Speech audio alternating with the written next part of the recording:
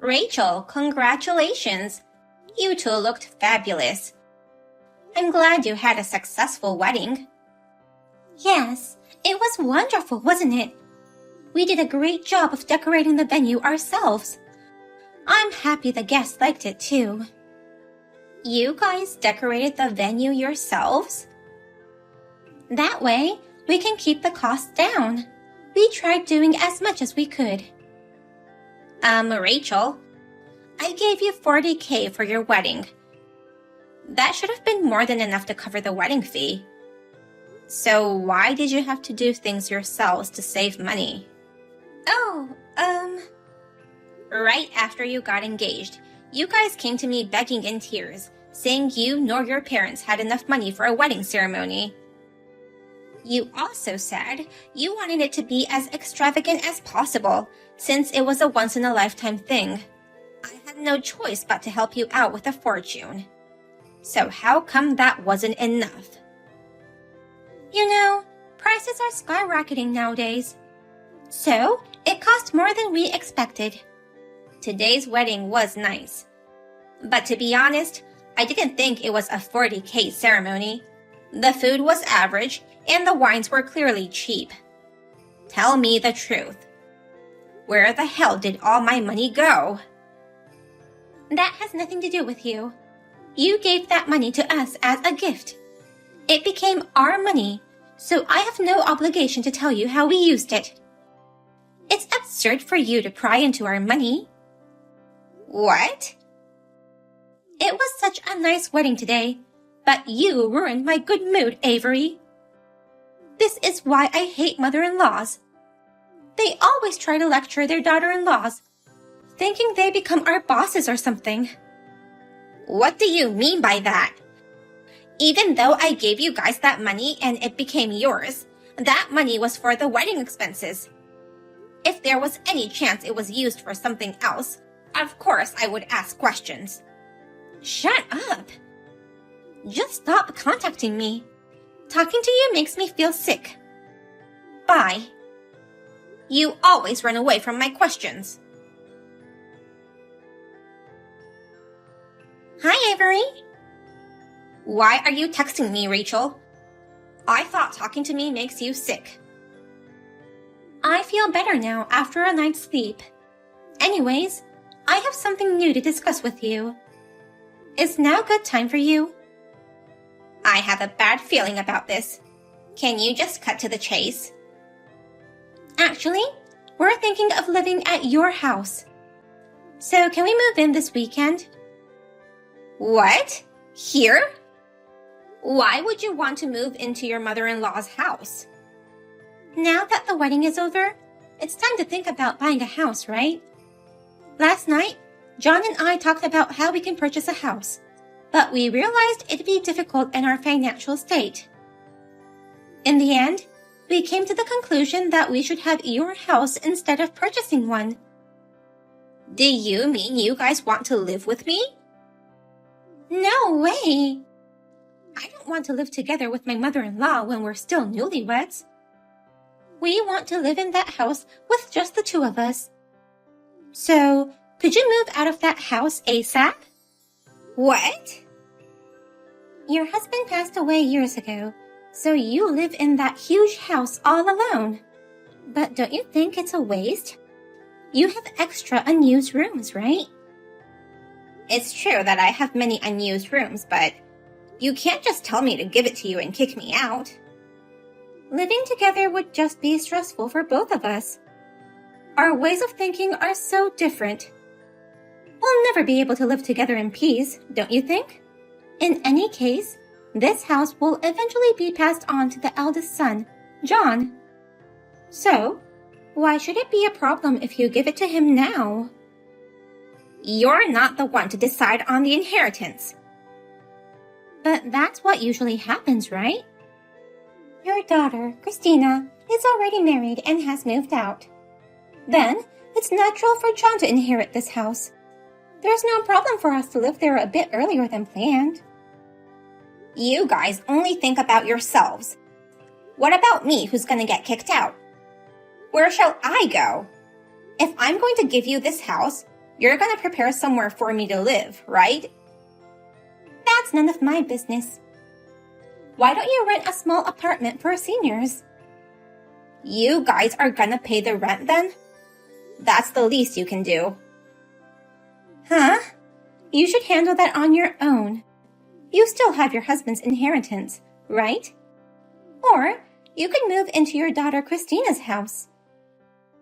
You have no intention of supporting me with anything? Even though you're trying to kick me out of my own house? Then there's no merit for me to give up this house. I can't accept such nonsense. You have to accept this. We've already canceled our lease on the apartment we're living in. We're packing up our stuff so that we can move out this weekend. I've already made arrangements to rent a truck. What? So please move out. But if you say it's impossible, I guess I have no choice but to let you live with us. But in that case, you'll have to pay the rent. Pay you guys the rent? That's crazy. Once we move in, that house will become ours.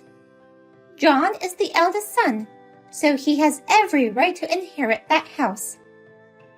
If you're gonna live with us, you have to at least pay the rent to show some gratitude. Not all young people allow their in-laws to live with them, you know. How arrogant are you? And how much are you setting the rent at, by the way? Well, let's see. I don't want to live with you, so considering the inconvenience fee, how about $2,000 a month? $2,000 a month to just live in your own house? If you pay $2,000 a month, I'll let you live with us. If you have a problem with that, please move out ASAP. I'll go live with my daughter and her husband. Well then, goodbye. If you're going to move out, please do so by the end of this week. Please give my regards to Christina. Christina, I'm sorry to ask you this on such short notice, but could you let me stay at your place for a while? I've decided to move out of this house. What's going on all of a sudden? I got a call from Rachel just now. Now that they're newlyweds, they want to buy a house, but since they don't have the money, she asked me to hand over the family home to them. They thought the eldest son would eventually inherit it, so it wouldn't be a problem handing it over a bit early. What? And you decided to hand it over? Just for the time being. I've had enough of their selfishness. So for now, I'm going to pretend like I'm giving it to them. And in the meantime, I'm going to prepare to cut ties with them. Cut ties with them? I don't want to see Rachel or John, who is letting her do as she pleases. So I'm sorry, but would you let me stay at your place for a while? Out of anger, I couldn't help but bluster out that I'll go to your place.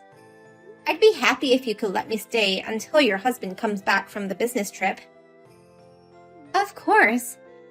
I was feeling rather lonely without my husband around, so I'd be glad to have you here. I'm sure my husband will be okay with it. Thank you. I'll move out as soon as I'm done with all the arrangements. There's no need to rush. Let's work together to get it done ASAP. If you're going to cut ties with him, I will too. You too? To be honest, I've always hated John. He always exaggerates the fact that he's the eldest son, saying how he's better at things than me. And his wife, Rachel. She has a similar personality to him. In fact, she was making fun of me behind my back. Oh, really? Right after she married John, she called me out to have a chat. She said, with my husband being the heir, we will be in charge of this family from now on. We shall decide everything, including how to share the inheritance. She said such things without my approval? That couple thinks that the eldest son holds some kind of power, but I'm fed up with them. I want to take this opportunity to cut them off, so let me help you. In that case, you and I shall work together. All right. Well, I'll pack up my stuff and be on my way. Hey, Avery. I didn't know your house was this old. It's much more inconvenient than I thought. Don't complain after taking it away from me. You two couldn't afford to buy your own house, so that's why you decided to live in my house by kicking me out. You're so mean. If you decided to give this place to us, you should have cleaned it up beforehand. In that case, we'll renovate it ourselves. So, Avery, please transfer the renovation money to our account. $100K. Huh? Just after you ask for the wedding expenses, next you ask for the renovation fee. And I can't believe you're asking $100K again. It's all because this house is too old. Even though we live here, we haven't officially inherited it yet. Since it's in your name, you, the owner of the house, should pay. You're just going to keep quibbling over it. Besides, even if I give you money for the renovation, I don't trust you to use it all for the house. Stop that griping and just transfer the money. If you do so, I might allow you to come visit us once. Huh? I hate having strangers in my house. That's why I have no intention of inviting you over. But if you're gonna pay for the remodeling, that's a different story. You can come visit us just once. Don't tell me you thought I'd offer you money for that. If you don't give us money, you may never see your son and his wife again. Your husband has passed away, and your daughter is now married. We, your son and his wife, are the only ones left who can look after you. You'll end up living a lonely retired life if you refuse to pay. That's fine with me. I was going to cut ties with you two anyways. You guys shall never get any money from me again. I never want to see your face ever again. What? And also, did you know that you aren't allowed to renovate a rental property without permission? It's common sense, you know.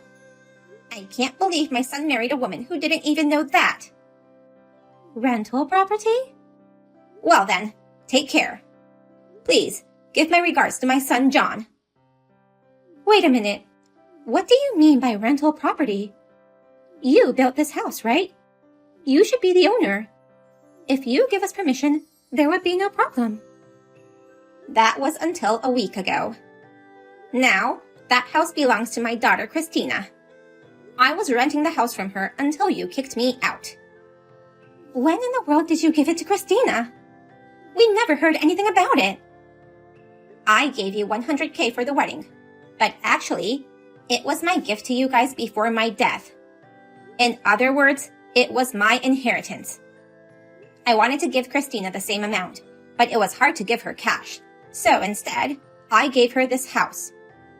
That was your inheritance? Christina and her husband had been planning to buy a new house, but her husband went away on a long-term business trip, so they couldn't make time to search for houses. That's why I decided to give them this house. They can renovate it to their liking, or if they want to buy another house, they can just rent it out or sell it to make some money. Oh no! I always thought this house was too big to live alone. Therefore, I was going to use this as an opportunity to rent an apartment. When I told Christina about this, she said, "You can stay there until my husband comes back and we move in." That's how I lived there free of rent. But now that the resident has changed, she said she'd stop the rent-free service. She wants $2,000 per month from you. Why won't she rent us for free too? We're family. I'm her sister-in-law. She dislikes you. What? I heard from Christina how arrogant you were in front of her. There's no way she would let you live there rent-free.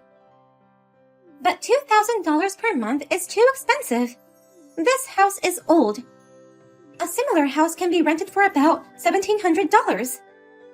It may be expensive compared to the market, but the owner of the house has the right to decide the rent. You've got to be kidding me. Then why don't you, her mother, do something about it? Your son and his wife are about to get ripped off by your daughter. Do something to protect us. As usual, it's always about you. This is why I hate daughter-in-laws. They're so selfish and arrogant that I can't communicate with them. Huh? Don't depend on your mother-in-law, whom you despise so much. If you have a problem with the rent, get out. If you want to stay, pay $2,000 a month.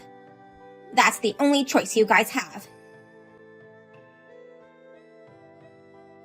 Mom!